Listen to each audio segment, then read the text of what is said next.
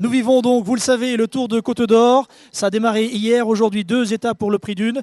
Le Tour de Côte d'Or vélo avec des étapes en ligne, c'est aussi des activités, des animations comme ici à Talent, sous un magnifique soleil avec beaucoup de public. C'est par exemple, regardez, du trial avec nos amis grenoblois. Il y a Simon et son collègue, regardez ce qu'ils sont capables de faire. C'est Freestyle Air, Simon qui était déjà avec nous l'an dernier me semble-t-il, invité par le Conseil Général. Simon, je dis respect à chaque fois que je suis impressionné. C'est un vélo totalement épuré. Pour ceux qui ne connaissent pas le trial, parle-nous de ce vélo Simon. Alors bonjour à tous, merci. Tout d'abord, on est très heureux de revenir pour la 3e année consécutive sur le Tour de Côte d'Or. Et puis on fait des démonstrations de trial freestyle sur des vélos qui sont bien particuliers à notre discipline et qui est une discipline très spectaculaire du VTT. Avec des pneus sous-gonflés qui vous permettent d'avoir une impulsion, c'est ça? Alors entre autres, après chaque vélo a des particularités en fonction du type de pilotage, mais en ce qui me concerne c'est un vélo de trial, donc les pneus sont sous-gonflés. Pour le vélo de Thomas, mon collègue, c'est un vélo de street et là on a des pneus qui sont plus gonflés parce que les figures sont un petit peu différentes. Dernière question, je sais que vous reverrez ces garçons tout à l'heure, vous allez refaire encore une démonstration avec des modules qui ont été installés et vous faites des choses incroyables avec des backflips, je crois, c'est ça? Non? Alors entre autres, ouais, ça c'est encore une fois c'est Thomas, mon collègue, qui est plus orienté sur le street et qui fait effectivement des backflips. Alors pour les personnes qui ne connaîtraient pas les termes anglo-saxons, c'est mettre la tête en bas avec le vélo sur le tremplin. Vous êtes des malades, mais on vous adore, vraiment. Freestyle Air, merci Simon. Et puis on vous laisse tout à l'heure œuvrer d'ici un petit quart d'heure, une demi-heure à la fin de cette émission. Vous les verrez donc sur leur module, ils viennent de Grenoble. Bravo les gars et merci d'être là. Tiens, je me tourne, je vais en direction de la tente, regardez. Venez avec moi, regardez. Je voulais absolument vous montrer avant de démarrer l'émission. Parce que ça m'a vraiment impressionné là aussi. C'est sur ressort, non? Vous avez quoi? Un système de... C'est incroyable, d'amortisseur. Ça, c'est génial. Ça vous donne de l'envergure, je vous raconte même pas, mon garçon. Comment vous appelez? Moi, je m'appelle David. Et vous faites partie de quelle compagnie? La compagnie des Enjoliveurs. Et vous êtes basé où? On est basé vers Montpellier. Vers Montpellier, c'est super sympa. Et là, il y a des vélos complètement insolites. Vous êtes capable de jongler sur le vélo, c'est ça, un jeune homme? Déjà, de monter sur le vélo en échasse. Oh, vous êtes des grands malades aussi, c'est incroyable. Regardez le pédalier, ça ressemble à rien de ce qu'on connaît. Voilà, ça fait partie aussi de la magie de ce Tour de Côte d'Or. Maintenant, on va s'intéresser à ce qui s'est passé aujourd'hui avec nos consultants, avec Bernard Marie, le président du SCO et organisateur. Nous aurons également Christian Mokozek, qui lui était, vous le savez, sur la moto comme hier et qui lui a vu la course de l'intérieur. Nous aurons une fanfare également en fin d'émission. On va vivre encore un chouette moment. On va sous la tente, venez avec moi, tout de suite.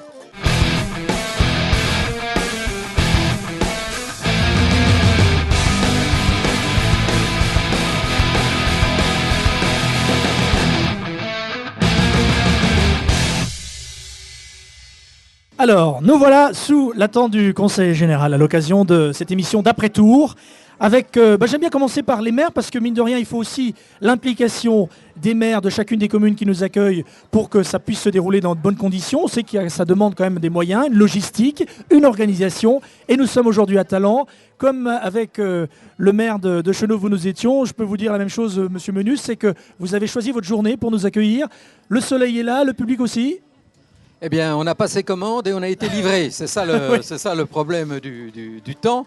Et nous, on n'a pas toujours ce qu'on veut, mais là, on est vraiment gâtés. Il fait beau, il y a un petit peu d'air. Enfin, il y a vraiment tout ce qu'il faut pour assurer le succès des manifestations de plein air. Alors, je vous entendais tout à l'heure sur le podium dire effectivement, Talent se prête pas forcément aux épreuves cyclistes parce que il y a, comment dirais-je, un petit peu de dénivelé, on va dire, pour monter jusqu'à vous. Voilà, il y a guère de zone à plat, il faut grimper, il faut redescendre. Et puis dès qu'on est à plat, on est en ville avec des ronds-points, des rues, etc. Donc c'est vrai que c'est pas très facile, mais c'est aussi ce qui en fait le charme.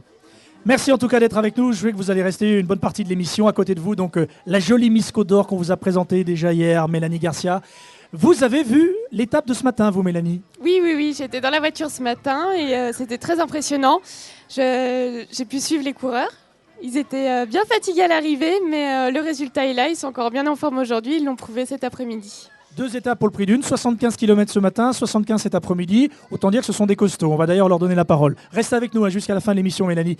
Francis Mouret, qui est donc le parrain de cette 10e édition. Merci encore d'avoir accepté ce parrainage après Bernard Thévenet, Ronan Pinsec.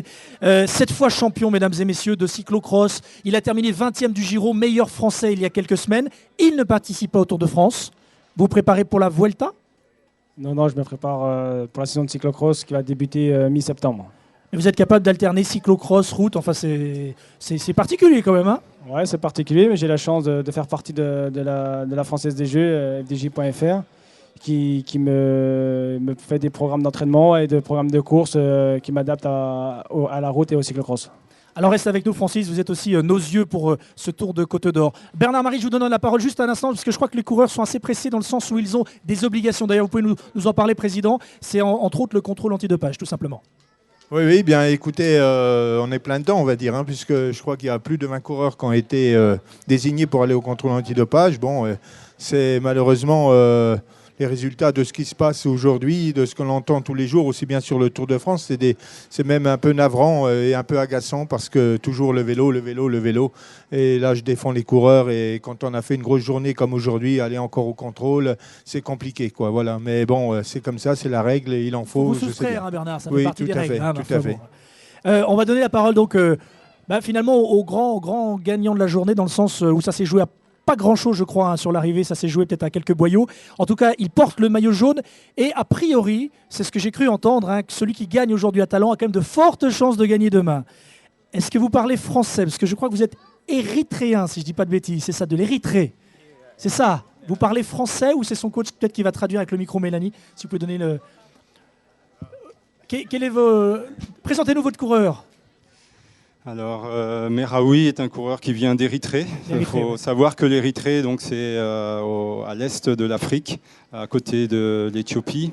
Et c'est un pays africain où le sport cycliste est le sport numéro 1. Ce sont les Italiens qui ont importé ça en Érythrée lorsqu'ils étaient colonisés par l'Italie.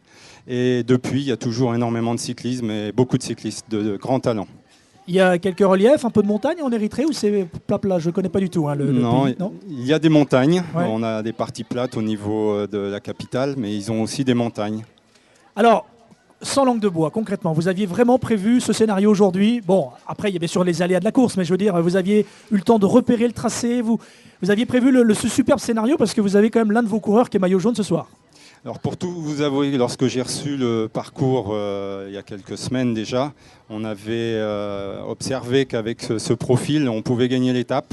Et donc nous sommes arrivés jeudi, nous avons reconnu la première étape et la troisième étape, celle d'aujourd'hui, puisqu'elles étaient toutes les deux à proximité.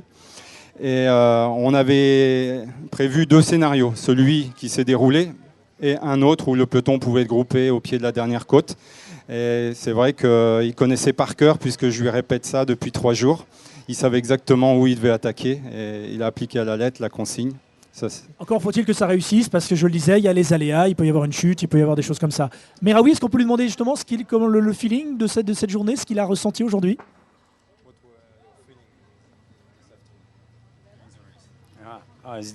Before the race, I'm good feeling.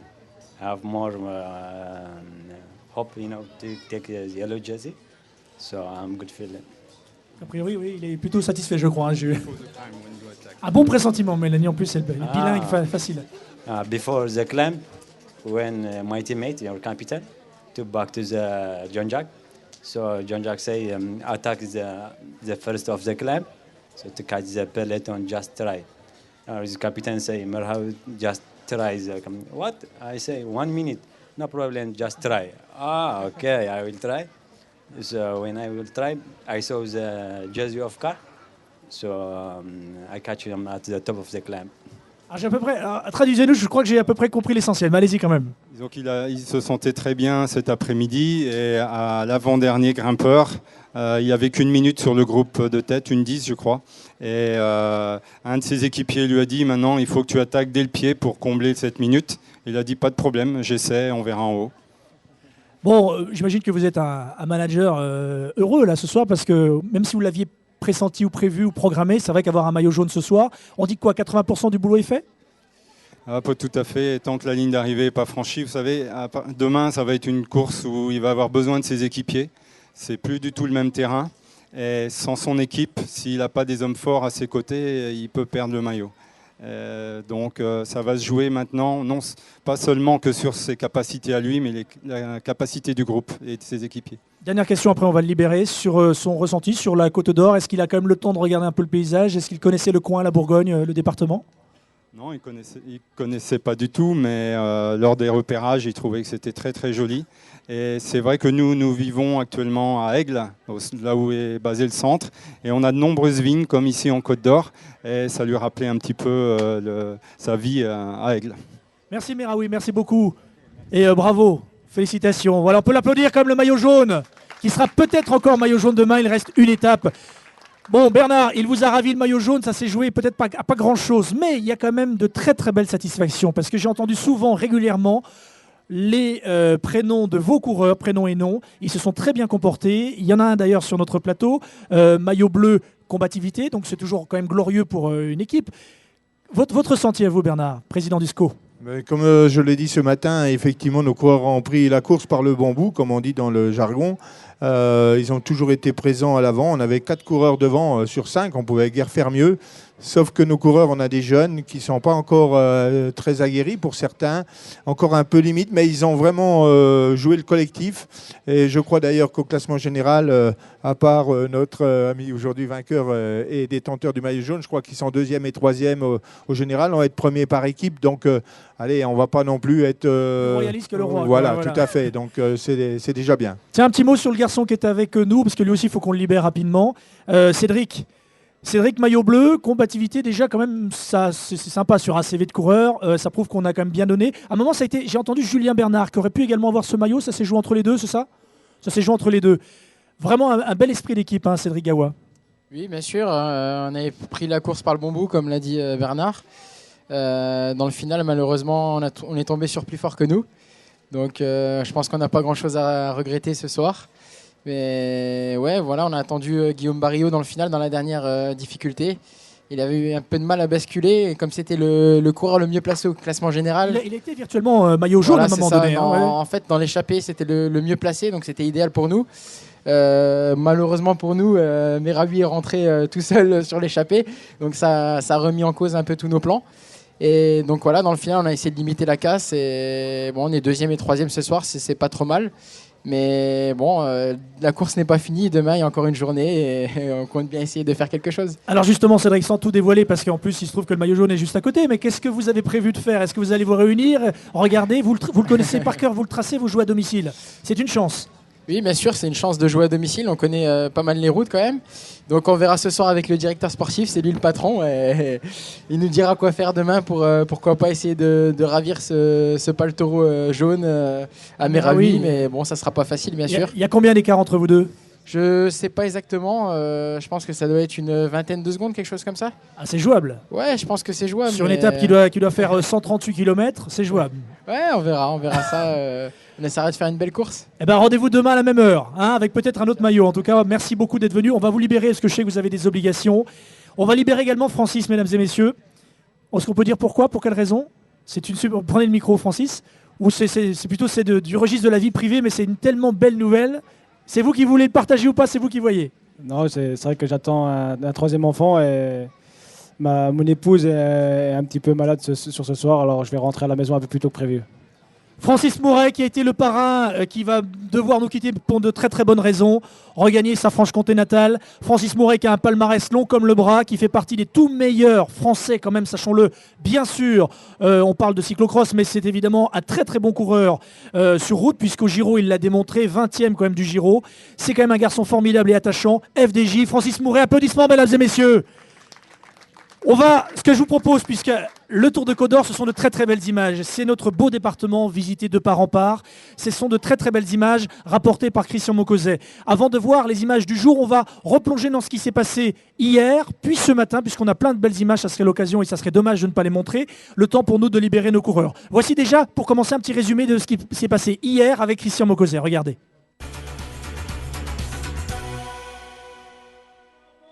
C'est le sociétaire du WC caladois Frédéric Talpin qui a remporté vendredi la première étape du 10e Tour de Côte d'Or. Déjà récent vainqueur en Bourgogne du circuit de Saône-et-Loire, il ajoute une victoire à son palmarès 2013, déjà bien rempli. Le circuit de Saône-et-Loire, donc le classement général, le Tour du Pays Rouennais, pareil, classement général la semaine dernière. Une étape au Rhône-Alpes Isère Tour donc avec les professionnels.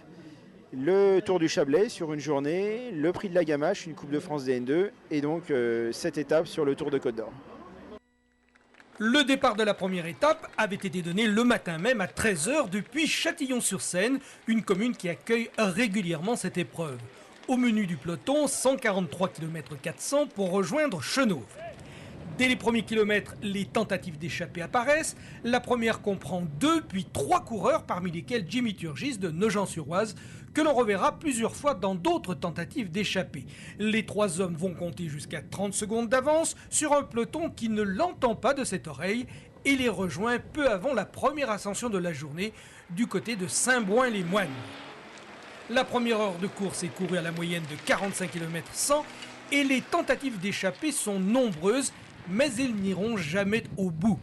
Il va falloir attendre la dernière difficulté de la journée, située à moins de 10 km de l'arrivée entre Velard et Marsanais-la-Côte, pour voir le sociétaire du SCO Dijon, Julien Bernard, tenter de se faire la belle. Mais il va être rejoint par ses poursuivants, desquels émerge l'Érythréen Meraoui Kudus. La fin de l'étape, c'est le vainqueur du jour qui la raconte. Ça s'est joué dans la dernière côte, où on avait encore Alexis Roméder devant. Moi, je suis rentré de derrière. Je dois être le seul d'ailleurs à rentrer du peloton à ce moment-là. Et en fait, dans la descente, il ne s'est rien passé de spécial. Il y avait donc Meraoui du Centre mondial du cyclisme qui était devant, qui a été rejoint par le Belge de l'équipe qui avait gagné l'an passé. Je suis ressorti, moi, à 2 km derrière eux, rentré 1 km sur eux. Et là, j'ai joué un petit peu avec Lorner. Ils m'ont demandé le relais, mais j'ai refusé parce que voilà, c'est ma seule chance, c'était de les surprendre. Et je les ai attaqués donc au kilomètre et ça a tenu pour quelques mètres. Et c'est donc au sprint que Frédéric Talpin décroche la victoire et endosse le premier maillot jaune de ce 10e tour de Côte d'Or.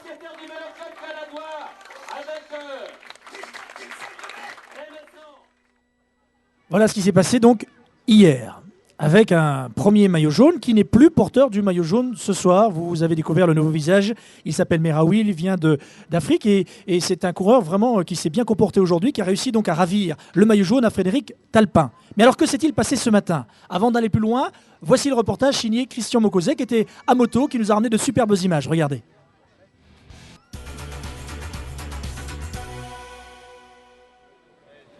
Deuxième étape du Tour de Côte d'Or avec ce matin le maillot jaune toujours sur les épaules de Frédéric Talpin, vainqueur la veille à Chenôve. Le départ de cette deuxième étape a été donné à 9h30 pour un peloton composé d'une petite centaine de coureurs.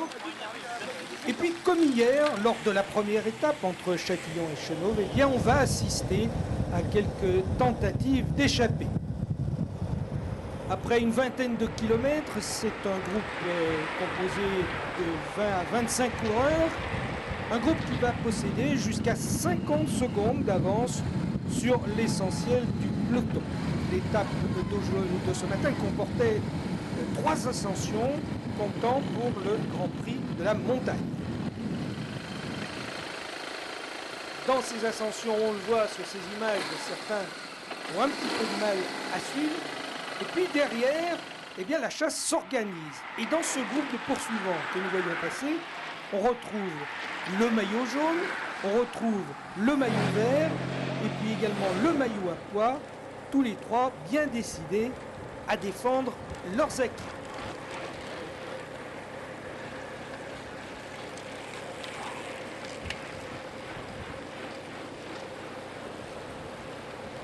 Pendant ce temps, du groupe de tête vont s'échapper 2 hommes.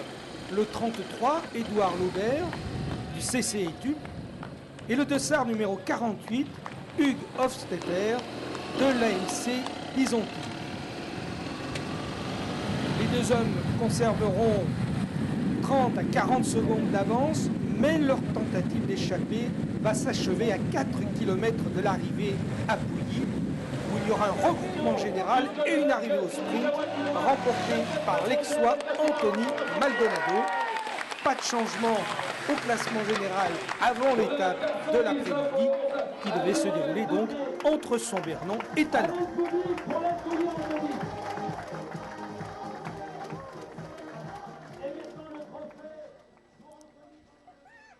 Il a passé 2 jours sur la moto, encore une journée Christian Courage. Il y avait un petit peu de vent Hein, Christian, vous avez été un peu décoiffé, mais c'est vrai que les conditions étaient quand même très très bonnes. J'espère que votre micro marche.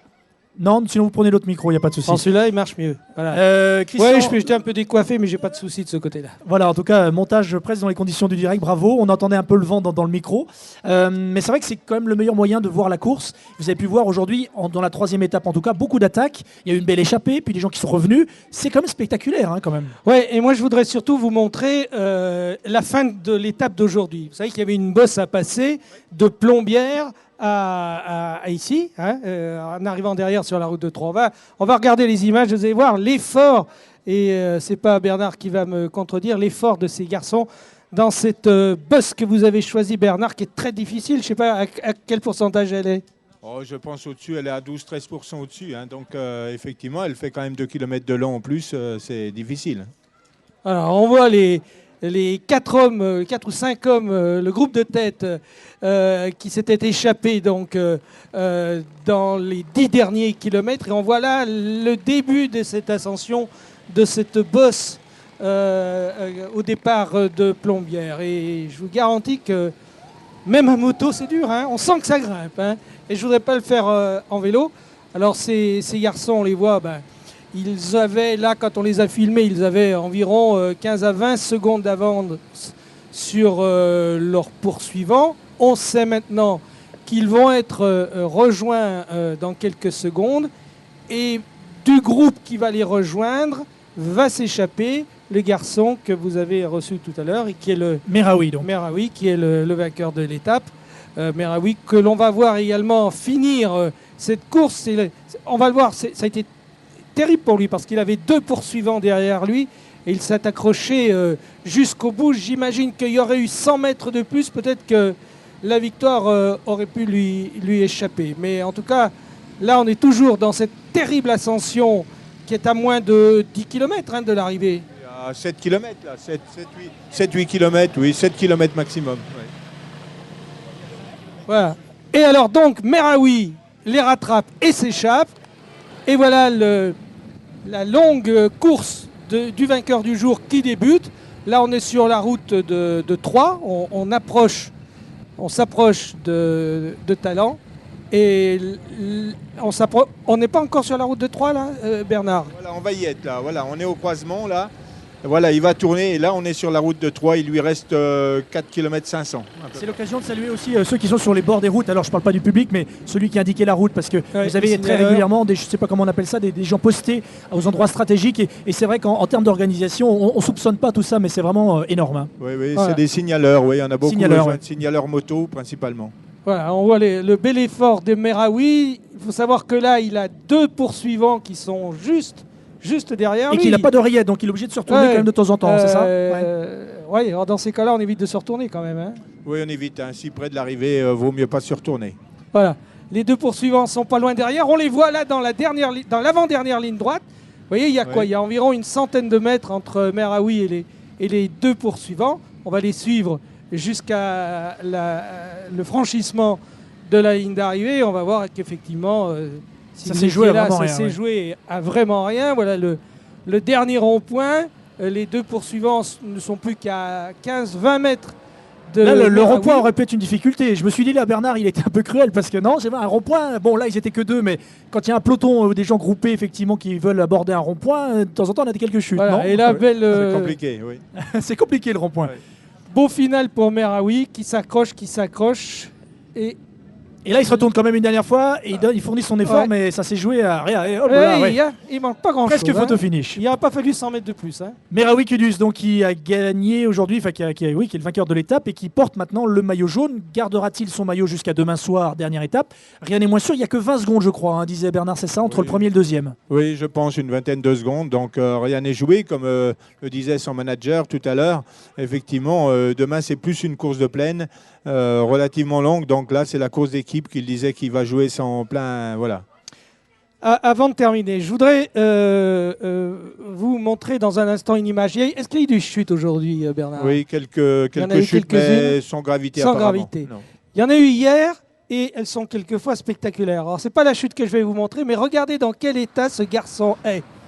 David de Las Cuevas, de l'UV Charlotte. Regardez, il est tombé. Regardez dans quel état et quel courage il faut pour continuer la course quand on est blessé à ce point. Oui, là, c'est vrai que vous avez bien fait de montrer ces images parce que effectivement, c'est pas le Tour de France sans doute, mais enfin, il y a quand même une vraie abnégation. Il y a un vrai courage de ces coureurs qui ont aujourd'hui enchaîné quand même 150 km sur 2 étapes. Donc vraiment, ils ont un vrai courage. On va revenir quand même avec nos invités. Bernard, justement, quand vous imaginez le tracé d'une course, avec tout le staff qui est autour de vous, quand vous sollicitez certains maires, vous avez déjà le tracé en tête, par exemple, Bernard ? Oh oui, en général, oui, parce que justement, c'est important de savoir où on va mettre nos départs, nos arrivées, pour revenir aussi un peu sur le Dijonais, entre guillemets.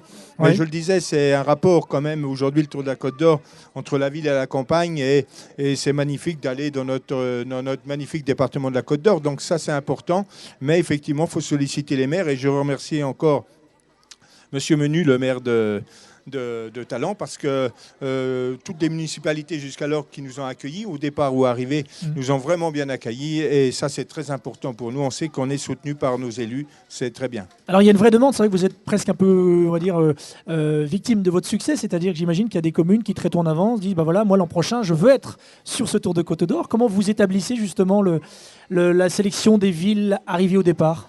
Il y a quelques années, effectivement, c'était plus compliqué. Je me rappelle d'être venu voir monsieur le maire. C'était compliqué en plus d'arriver à Talent, parce que c'est vrai que c'est quand même une cité difficile à accueillir une course cycliste. C'était plus compliqué. Aujourd'hui, certainement grâce au Conseil général de la Côte d'Or et son président François Sauvadet, qui a voulu développer ce Tour de la Côte d'Or, faire une belle image du cyclisme en Côte d'Or. On a plus de portes ouvertes, entre guillemets, et plus de sollicitations. C'est plus facile aujourd'hui d'aller dans les villes et à la campagne d'ailleurs. Pas que dans les villes, on essaye aussi d'aller à la campagne. Monsieur le maire, donc heureux de l'avoir accueilli, ce Tour de Côte d'Or. Est-ce que vous êtes déjà positionné pour une prochaine édition ? Comment ça se passe concrètement ? On n'est pas positionné, mais le président sait où nous trouver, donc il n'y a pas de problème. Ce qui est dit est tout à fait vrai. Il faut quand même être un petit peu organisé, avoir un petit peu les moyens, la possibilité de faire, si on veut faire un accueil qui soit digne de la manifestation. On peut pas recevoir comme ça dans quelque chose d'improvisé. Donc il y a le travail, il y a les moyens qu'on peut mettre, il y a le travail des équipes, des équipes municipales qui se mobilisent. Et c'est vrai qu'aujourd'hui, la mobilisation se fait volontiers parce que l'ambiance est bonne, voilà, il y a un petit peu de prestige. C'est une belle vitrine pour une commune. Voilà, tout y est, ça marche bien maintenant. Voilà. Donc vous pouvez revenir vous êtes le bienvenu. Si le trajet passe par là. Et merci aussi pour les animations, parce que autant le Conseil général évidemment a voulu aussi qu'il y ait du trial, parce que c'est toujours très spectaculaire, du freestyle. Vous y êtes également pour la fanfare qu'on va recevoir d'ailleurs dans quelques instants pour clôturer et clore cette émission. Et puis il y avait également les grands échassiers qu'on a vus. Je crois que c'est vous qui les avez cooptés, que vous les avez fait venir jusqu'à Talent. Ça anime aussi la commune, c'est plutôt bien. Voilà, ça c'est quand même l'intérêt aussi du cyclisme, on le dit souvent, mais c'est un sport qui est à la portée du public. Il n'y a qu'à venir, et il y a une publicité qui est un peu comme ça, venez comme vous êtes. Et ben le cyclisme, c'est un peu la même chose, donc c'est très bien. Il nous reste quelques minutes, on aura un jeu également avec un petit jeune qui est derrière, qui s'est tout à l'heure proposé pour tenter de gagner le maillot jaune dédicacé par le vainqueur du jour. Juste avant quand même pour parler de l'aspect sportif, Christian, Bernard, quels sont les enjeux véritablement demain ? Alors, pour Meraoui, c'est de garder le maillot jaune, mais les enjeux, est-ce que c'est une étape sélective demain compliquée ? Christian. La montagne, c'est à peu près fini, c'est une étape plutôt plate. Demain, ça va se terminer par un mini-critérium, puisqu'on va tourner 6 ou 7 fois dans la commune de Saint-Jean-de-Laune. Voilà, on voit le profil de l'étape de demain. Alors, il y a une petite côte à Saucy dès le départ, dans les 20 premiers kilomètres. Et puis après, vous le voyez, c'est relativement plat. Il y a 138 kilomètres à parcourir. Et donc, là, ça va rouler vite. Et donc, un petit circuit dans la ville de Saint-Jean-de-Laune qu'on va ça devrait peut-être se jouer au sprint final. C'est possible. Peut-être, Bernard, c'était souhaité, j'imagine, une arrivée à Saint-Jean-de-Laune. Pour nous, ça serait quelque part souhaitable parce qu'on a un excellent sprinter qui est Melvin Rullière, donc qui attend que ça, entre guillemets. Mais comme on doit jouer quand même le général avant tout, puisqu'on a 2 coureurs bien placés, il va falloir se donner une autre stratégie. Je le disais tout à l'heure aussi à Miss Côte d'Or, c'est que peut-être le vent peut jouer un atout aussi, favorable pour les équipes offensives. Et ça va être difficile, comme le disait Jean-Jacques Henry tout à l'heure, le manager du Centre mondial. Aujourd'hui, on n'a que 5 coureurs dans une équipe. C'est peu pour gérer une course de 140 km. Donc, ça va être indécis. Ça va être indécis. Mais tant mieux, c'est ça aussi le sport. Et si on savait déjà le vainqueur, ça serait un peu frustrant. Oui, voilà, exactement. Voilà. Merci en tout cas, M. Menu, de nous avoir accueillis ici à Talent, en plus sous le soleil. Il y a du public, c'est vraiment une belle étape. Rendez-vous demain à Saint-Jean. Merci Bernard. Je sais que vous avez quand même pas mal de petites choses à faire. On compte sur vous demain pour nous apporter votre éclairage sur la dernière étape donc, de ce Tour de Côte d'Or. Merci aussi à Christian pour ces belles images. Et demain, dernière virée en moto. Et vous viendrez demain aux alentours de 16h30 sous la tente Conseil Général. Je vais garder encore un petit peu avec moi Mélanie. C'est vous qui allez poser la question, petit jeune qui est derrière. D'accord ? Et s'il répond à quelques questions, on lui offre le maillot jaune.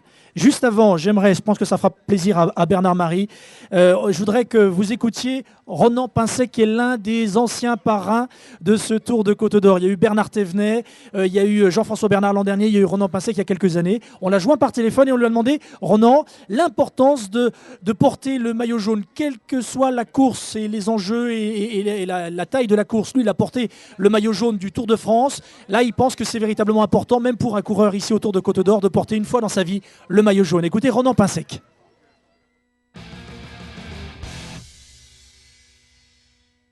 Si on endosse le maillot de leader, quel qu'il soit, c'est qu'on est comme pas trop mauvais, quoi. Donc c'est comme une référence et aussi on a le droit d'être satisfait parce que au-delà de ça, ça montre que par derrière, on a bien travaillé et que l'entraînement qu'on a fait, le sérieux qu'on a eu dans sa vie de tous les jours, ben, ça paye, quoi. Et ça, c'est toujours bien parce qu'il y a tellement de fois où on travaille beaucoup, enfin, on s'entraîne beaucoup, qu'on a une hygiène de vie très sérieuse et que pour une raison ou pour une autre, ben, voilà, les résultats sont pas là, on n'est pas dans la bonne échappée, enfin, rien ne tourne comme ça devrait tourner, vous voyez.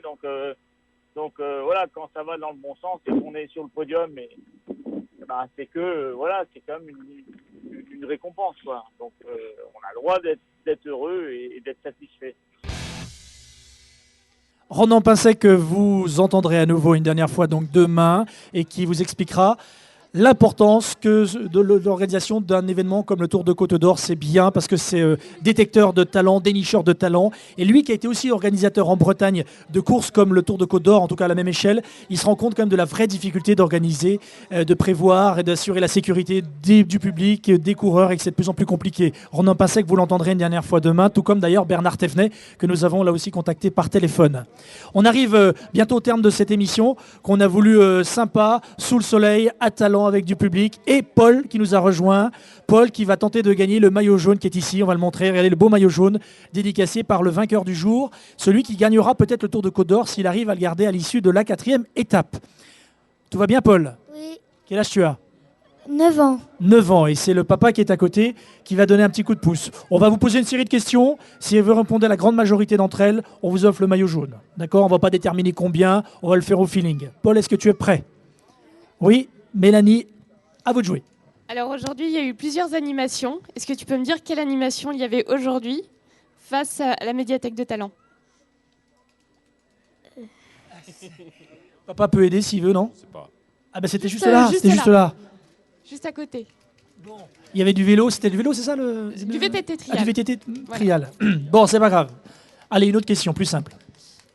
Plus simple, allez-y. Je vais essayer, elles sont assez costauds. Est-ce que tu peux me dire quel est le numéro de l'édition du Tour de France aujourd'hui? Il fait de sa combienième d'édition? Cette année, c'est combien? 10. Ah, t'es sûr? Attends, t'es bien, réfléchis bien. Non, du Tour de France, pas du Tour de Côte d'Or.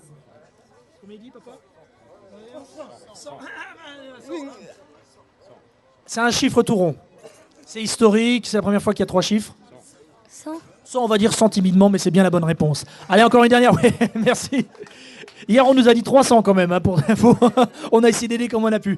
Allez, une dernière histoire. Si tu réponds bien, tu as le maillot jaune. Attention. Que symbolise le maillot vert? Ah, le maillot vert.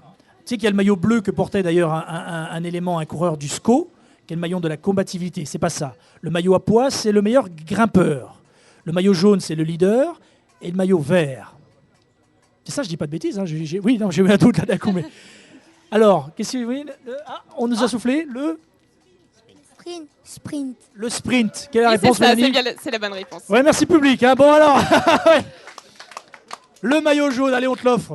C'était peut-être un peu compliqué, mais bon voilà, tu l'as mérité. On a fait tomber tout ce qui va avec. On va vous offrir, on a également quelques petites gourdes. Tiens, le conseil général a vu grand. On a des gourdes. Tiens, on va vous les offrir. Amis du public, Mélanie va vous offrir les gourdes. Et on voulait terminer en musique parce que c'est aussi ça le Tour de Côte d'Or, c'est la magie, c'est l'animation, c'est la joie, c'est festif. On avait tout à l'heure du VTT trial, on avait des grands échassiers. Et on a également la fanfare qui est bien sympa, qui va normalement passer derrière le public. C'est ça, ils vont se mettre où exactement, les garçons? On va les entendre, je vais vous les présenter.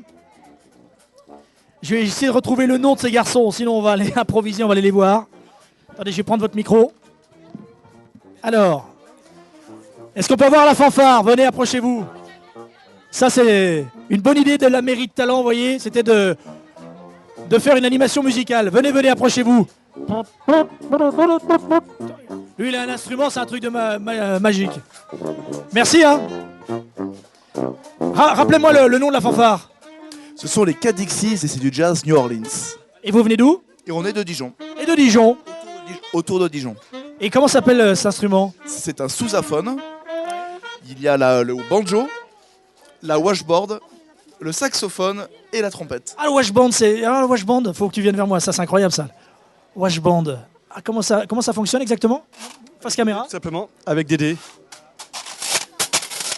Ah, c'est excellent. Ah oui, il y en a même le... Ah, j'adore. Eh bien écoutez, on se quitte avec vous, messieurs. Merci en tout cas. Cette vidéo, vous la verrez donc sur côte-d'or.fr d'ici quelques minutes, quelques heures. Ça dépend au moment où vous vous connectez. Rendez-vous demain, Saint-Jean-de-Laune, pour la dernière étape. Peut-être aurons-nous un nouveau visage vainqueur du Tour de ce Côte d'Or. Est-ce que c'est toujours le même que ce soir? On le saura demain. Rendez-vous demain pour de nouvelles aventures. Soyez nombreux à Saint-Jean-de-Laune. On espère qu'il fera aussi beau. Normalement, c'est prévu. Merci beaucoup. On se quitte avec vous, les amis. Merci d'être venus. À bientôt. Rendez-vous sur côte-d'or.fr.